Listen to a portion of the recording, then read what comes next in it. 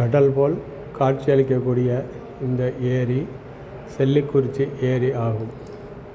பட்டுக்கோட்டையிலிருந்து அதிராம்பட்டினம் செல்லும் சாலையில் இந்த ஏரி அமைந்துள்ளது.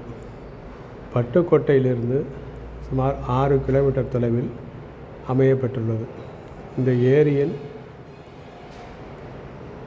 சுமார் 5 முதல் 10 கிலோமீட்டர் சுற்றளவு கொண்டதாக உள்ளது. இந்த ஏரி 320 ஏக்கர் பரப்பளவு கொண்டதாகவும் இருக்கிறது. இந்த ஏரியை சுற்றி முதல்சேரி, மாளியக்காடு, புதுக்கோட்டை உளூர், பழஞ்சூர், அணைக்காடு, பள்ளிகொண்டான், சேண்டாக்கோட்டை ஆகிய ஊர்கள் அமையப்பெற்றுள்ளது.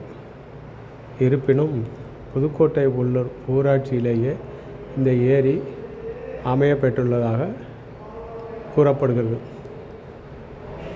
10க்கும் மேற்பட்ட பட்டுக்கோட்டை முதல் அதிராம்பட்டினம் வரை உள்ள கிராமங்களுக்கு நிலத்தடி நீர் ஆதாரமாகவும் இந்த ஏரி உள்ளது.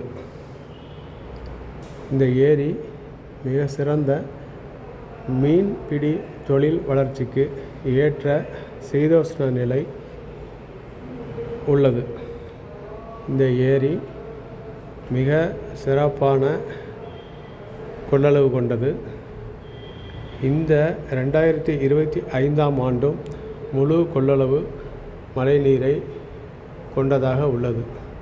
கடல் நீர் போல காட்சி அளிக்கக்கூடிய இந்த ஏரி இந்த பகுதிக்கு கிடைத்த வரப்பிரசாதமாகவே இருக்கிறது.